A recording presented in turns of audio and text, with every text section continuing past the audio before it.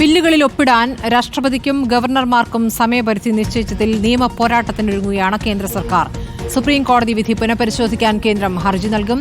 രാഷ്ട്രപതിക്ക് veto power ഇല്ലെന്ന വിധി പുനഃപരിശോധിക്കണമെന്നും കേന്ദ്രം സുപ്രീം കോടതിയിൽ ആവശ്യപ്പെടും. അതേസമയം ഗവർണറുടെ നിയമവാഴ്ചയ്ക്ക് അവസാനമാകുമെന്ന് CPM സംസ്ഥാന സെക്രട്ടറി MV ഗോവിന്ദൻ പറഞ്ഞു. ആദ്യം പ്രതികരണത്തിലേക്ക്.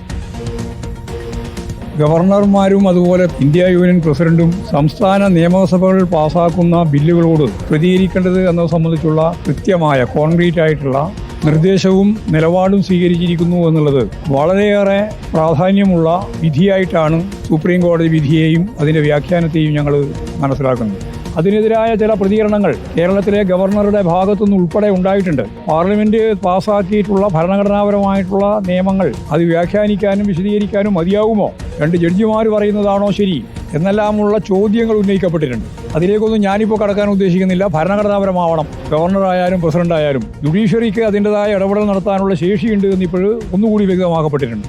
കാവ്യവൽക്കരണത്തിൻ്റെ അജണ്ട വെച്ച് ഗവർണർമാരെ ഉപയോഗിക്കാൻ ശ്രമിച്ചിട്ടുള്ള നിലപാടുകൾ നല്ലതുപോലെ തിരുത്തപ്പെടുന്നു എന്നുള്ളതാണ് ഇന്നുണ്ടായിട്ടുള്ള ഏറ്റവും പ്രധാനപ്പെട്ട പ്രത്യേകത. AK അഭിലാഷും റഹീസ് റഷീദും പിയാസുലുമാണ് വിവരങ്ങളുമായുള്ളത്.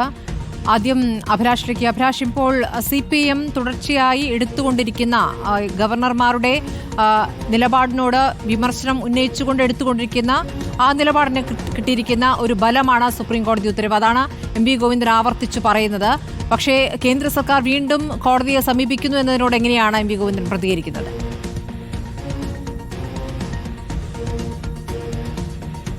സ്മൃതി, ഇന്ത്യയിലെ പ്രതിപക്ഷ കക്ഷികളെയൊക്കെ സ്വാധീനിക്കുന്ന അല്ലെങ്കിൽ അവർക്ക് ആശ്വാസകരമായ ഒരു വിധി തന്നെയാണ് സുപ്രീം കോടതിയുടെ ഭാഗത്തുനിന്നുണ്ടായത്. അതിൻ്റെ ചുവട് പിടിച്ചുകൊണ്ട് തന്നെയാണ് ഇപ്പോൾ സുപ്രീം കോടതി വിധിയെ അവർ ചൂണ്ടിക്കാണിക്കുകയും ചെയ്തത്. പ്രധാനമായും നിയമസഭകൾ പാസാക്കുന്ന ബില്ലുകൾക്കെതിരെ ഗവർണർമാരെയും അതോടൊപ്പം തന്നെ രാഷ്ട്രപതിയെ ഉപയോഗപ്പെടുത്തിക്കൊണ്ട് എങ്ങനെയാണ് സംഘപരിവാർ അജണ്ട അടിച്ചേൽപ്പിക്കുക എന്നതിൻ്റെ ഉദാഹരണമായിട്ടാണ് അവർ ഈ ഗവർണർമാരുടെ ഇടപെടലിനെ കാണുകയും ചെയ്തത്. അതിനെതിരായിട്ടുള്ള ഒരു വിധി കൂടിയാണ് എന്നാണ് ഇപ്പോൾ ഗോവിന്ദൻ മാസ്റ്റർ പറഞ്ഞു വെക്കുകയും ചെയ്തത്. പ്രധാനമായും ഇത്തരത്തിൽ ജുഡീഷ്യറിക്ക് കരുത്തുണ്ട് എന്ന് തെളിയിക്കുന്നതാണ് ഈ വിധി. ആ വിധിയെ സ്വാഗതം ചെയ്യുന്നു എന്നുള്ളതാണ്.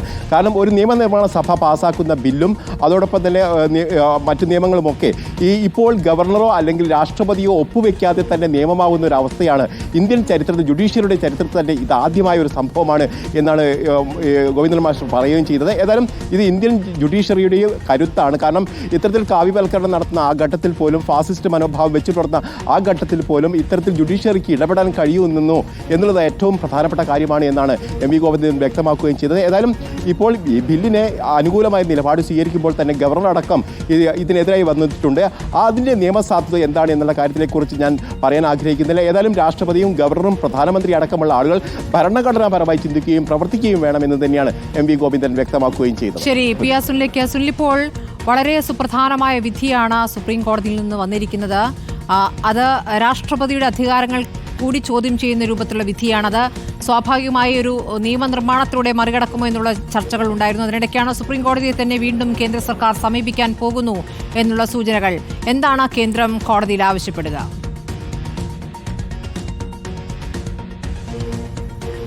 സ്മൃതി, എന്തായാലും ഗവർണർമാർ ബില്ലുകളിൽ ഒപ്പിടുന്നതിൽ കാലതാമസം വരുത്തുന്നത് നേരത്തെ തന്നെ സുപ്രീം കോടതി പലതവണ ചൂണ്ടിക്കാണിക്കുകയും ഇക്കാര്യത്തിൽ ഇടപെടുകയും ഒക്കെ തന്നെ ചെയ്തിട്ടുണ്ട്. പക്ഷേ രാഷ്ട്രപതി ഇക്കാര്യത്തിൽ തീരുമാനമെടുക്കുന്നതിന് ഒരു സമയപരിധി സുപ്രീം കോടതി നിശ്ചയിക്കുന്നത് തീർച്ചയായും ഒരു ചരിത്രപരമായ തീരുമാനം തന്നെയാണ് ജുഡീഷ്യറിയുടെ ഭാഗത്തു നിന്നും. ഏതായാലും ഈ വിഷയം വലിയ ആശങ്കയുണ്ടാക്കുന്നുവെന്നാണ് കേന്ദ്ര സർക്കാർ ഇക്കാര്യത്തിൽ ചൂണ്ടിക്കാണിക്കുന്നത്. ഭരണഘടനാപരമായി സുപ്രീം കോടതി നടത്തിയിരിക്കുന്ന ഈ ഒരു സമയപരിധി നിശ്ചയിച്ചുകൊണ്ടുള്ള ഒരു തീരുമാനം തീർച്ചയായും അംഗീകരിക്കാനാകാത്തതാണ് എന്ന നിലപാടിൽ തന്നെയാണ് കേന്ദ്ര സർക്കാർ ഉള്ളത്. ഈ ഒരു സാഹചര്യത്തിലാണ് ഒരു പുനഃപരിശോധനാ ഹർജി നൽകുന്നതിന്റെ സാധ്യത കേന്ദ്ര സർക്കാർ പരിശോധിക്കുന്നത്. അതേസമയം ഇപ്പോൾ ഈ കേസിൽ വിധി പറഞ്ഞ ജഡ്ജിമാർ തന്നെയാണ് ഈ പുനഃപരിശോധനാ ഹർജി പരിഗണിക്കേണ്ടത്, അതിൽ തീരുമാനമെടുക്കേണ്ടത്.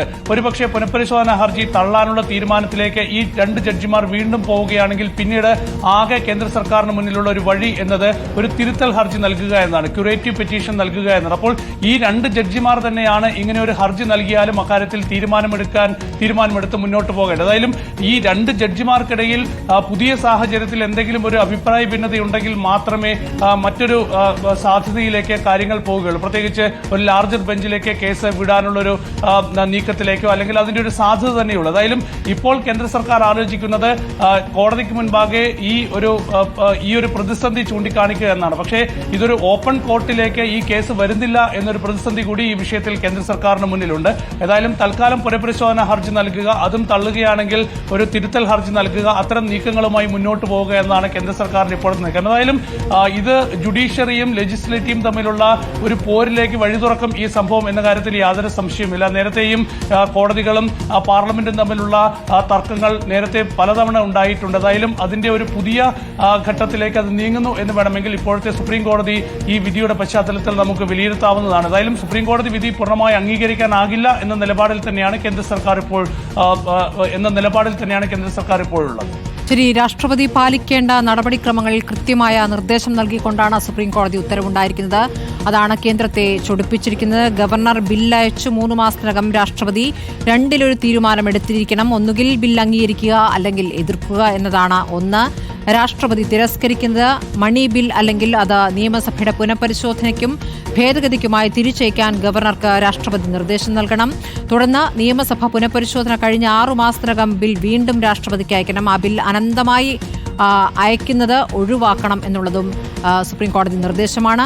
രാഷ്ട്രപതി നിർദ്ദേശിച്ച ഭേദഗതി ഉൾപ്പെടുത്തിയോ അല്ലാതെയോ നിയമസഭ രണ്ടാമതും അയക്കുന്ന ബിൽ രാഷ്ട്രപതിക്ക് അംഗീകരിക്കുകയോ അംഗീകരിക്കാതിരിക്കുകയോ ചെയ്യാം. എന്നാൽ അതിലും വീറ്റോ അധികാരമില്ല എന്ന സുപ്രധാനമായ ഉത്തരവാണ് സുപ്രീം കോടതിയിൽ നിന്ന് വന്നിരിക്കുന്നത്. തീർത്തും നിയമപരമോ ഭരണഘടനാപരമോ ആയ സാധുത പറഞ്ഞ് ബിൽ പിടിച്ചുവെക്കാൻ സർക്കാരിനും രാഷ്ട്രപതിക്കും അധികാരമില്ല എന്ന് കോടതി പറയുന്നു. അപ്പോൾ പരിശോധിക്കാനുള്ള അധികാരം കോടതികൾക്ക് മാത്രമാണ്. അതായത് രാഷ്ട്രപതിക്കും മേൽ സുപ്രീം കോടതി വരുന്നു എന്ന് വേണമെങ്കിൽ വിലയിരുത്താവുന്ന രൂപത്തിലുള്ള വിധിയാണ് സുപ്രീം കോടതിയിൽ നിന്ന് വന്നിരിക്കുന്നത്. അപ്പോൾ അതിന്മേൽ ഒരു ചർച്ച ഉണ്ടാകുമെന്നുള്ള കാര്യം വ്യക്തമാണ്. ഭരണഘടനയുടെ അനുച്ഛേദം 143 പ്രകാരം സുപ്രീം കോടതി അഭിപ്രായം നൽകിയ ശേഷവും ബില്ലിലെ വിഷയം പൂർണ്ണമായും ഭരണഘടനാപരമല്ല എന്നും നയപരം കൂടിയാണെന്നും വിലയിരുത്തി കോടതിയുടെ അഭിപ്രായത്തിന് വിരുദ്ധമായി രാഷ്ട്രപതി വീണ്ടും ബില്ലിൽ എതിർക്കുകയാണെങ്കിൽ യുക്തമായ കാരണം രാഷ്ട്രപതി രേഖപ്പെടുത്തണം. അനന്തമായി ഒരു ഫയൽ രാഷ്ട്രപതിയുടെ പക്കലായാലും അങ്ങനെ സൂക്ഷിക്കുക സാധ്യമല്ല എന്ന സുപ്രധാനമായ വിധിയാണ് സുപ്രീം കോടതിയിൽ നിന്ന് വന്നിരിക്കുന്നത്. രാജ്യത്തെ ഫെഡറലിസം കരുത്തുറ്റതാക്കുന്നതിനുള്ള ഒരു വിധി കൂടിയായി അതിനെ വിവിധ സംസ്ഥാനങ്ങൾ വിലയിരുത്തുന്നു. പ്രത്യേകിച്ച് പ്രതിപക്ഷം ഭരിക്കുന്ന സംസ്ഥാനങ്ങൾ എന്നുള്ളതാണ്. റഹീസ് റഷീദിലേക്ക് കേരളത്തിലെ സാഹചര്യം പരിശോധിക്കുകയാണ്. റഹീസ്, ഇപ്പോൾ ഈ ഫാസിസ്റ്റ് രൂപത്തിലുള്ള ഭരണത്തിനിടയിലും ഇത്തരത്തിലുള്ള വിധികൾ പ്രതീക്ഷ നൽകുന്നതാണ് എന്ന പ്രതികരണം CPM സംസ്ഥാന സെക്രട്ടറിയിൽ നിന്ന് വന്നു കഴിഞ്ഞിരിക്കുന്നു റഹീസ്. പക്ഷേ ഇവിടെ ഗവർണർ രാജേന്ദ്ര അർലേക്കർ മുൻ ഗവർണറുടെ പോലെ പരസ്യ പോരിനൊന്നും ഇറങ്ങിയ ഗവർണറല്ല. പക്ഷേ ഈ വിഷയത്തിൽ മറ്റൊരു നിലപാടെടുക്കുന്നു എന്ന് വ്യക്തമാവുകയാണ്. എന്താണ് കേരളത്തിലെ സാഹചര്യം, നമ്മൾ എങ്ങനെ വിലയിരുത്തണം റഹീസ്? സ്മൃതി, രാജ്ഭവനും സർക്കാരും തമ്മിലുണ്ടായിരുന്ന ഒരു മധുവിധു കാലം അവസാനിക്കുന്നു എന്ന് പറയേണ്ടി വരും. കാരണം ഗവർണർക്കെതിരായ ഒരു നിലപാടും വേണമെങ്കിൽ കോഴിക്കോട് യൂണിവേഴ്സിറ്റിയിൽ സവർക്കറെ പുകഴ്ത്തിയ സമയത്ത് രാജേന്ദ്ര വിശ്വനാഥ് ആർലേക്കറിനെതിരെ CPMന് രൂക്ഷമായ രീതിയിൽ അദ്ദേഹത്തിനെതിരെ രംഗത്ത് വരാമായിരുന്നു. പക്ഷേ ആ ഘട്ടത്തിൽ പോലും ഒരു സംയമനം പാലിക്കുന്ന ഒരു രീതിയായിരുന്നു CPMും CPIയും ഒക്കെ ഗവർണറോട് സ്വീകരിച്ചിരുന്നത്. പക്ഷേ ഈ വിഷയത്തിൽ ഗവർണർ ഇന്നലെ ഹിന്ദുസ്ഥാൻ ടൈംസിന് നൽകിയ അഭിമുഖത്തിൽ സുപ്രീം കോടതിയെ നിശിതമായി വിമർശിച്ചിരുന്നു. രാജ്യത്തെ ഭരണഘടന സമയക്രമം വെക്കാത്ത കാര്യത്തിൽ 2 ജഡ്ജിമാരെങ്ങനെ ഗവർണർക്കും രാഷ്ട്രപതിക്കും സമയക്രമം വെക്കാൻ പറ്റും എന്നൊരു ചോദ്യമായിരുന്നു അദ്ദേഹം ചോദിച്ചത്. അതിനെതിരെ ആദ്യം രംഗത്ത് വന്നത് സംസ്ഥാന സർക്കാരിൻ്റെ ഭരണകക്ഷിയിലെ രണ്ടാമത്തെ പാർട്ടിയായ CPI ആണ്. CPI സംസ്ഥാന സെക്രട്ടറി ബിനോയ് വിശ്വം ഇന്നലെ വാർത്താക്കുറിപ്പിറക്കിയത് ആരിഫ് മുഹമ്മദ് ഖാന്റെ അതേ വഴിയിലേക്ക് രാജേന്ദ്ര വിശ്വനാഥ് ആർലേക്കർ പോവുകയാണോ എന്ന സംശയം പ്രകടിപ്പിച്ചു. RSSന്റെ കണ്ണിലൂടെ ഗവർണർ രാജ്ഭവനിലിരുന്ന് കാര്യങ്ങൾ നോക്കിക്കാണരുത് എന്ന വിമർശനം ആദ്യം പൊട്ടിച്ചത് CPI ആണ്. അതിൻ്റെ തുടർച്ചയായിട്ടാണ് ഇന്ന് ഗവർണർക്കെതിരെ CPMന്റെ സംസ്ഥാന സെക്രട്ടറി MV ഗോവിന്ദനും വിമർശനം ഉന്നയിച്ചത്. നമുക്കറിയാം, ആരിഫ് മുഹമ്മദ് ഖാൻ ഉണ്ടായിരുന്ന സമയത്ത് സർക്കാരും രാജ്ഭവനും നിരന്തരം ഏറ്റുമുട്ടലായിരുന്നു. ആരിഫ് മുഹമ്മദ് ഖാൻ പോയിക്കതിനു ശേഷം രാജേന്ദ്ര വിശ്വനാഥ് ആർലേക്കർ വരുമ്പോൾ വിമാനത്താവളത്തിൽ പോയി മുഖ്യമന്ത്രി അദ്ദേഹത്തിൻ്റെ ഭരണഘടനാപരമായ ചുമതലകൾ അപേക്ഷകൾ നിറവേറ്റി ഗവർണറെ സ്വീകരിച്ചു. മുഖ്യമന്ത്രിയും കുടുംബവും അതല്ലാതെ ഗവർണറെ രാജ്ഭവനിൽ പോയി പ്രത്യേകമായി കണ്ടു.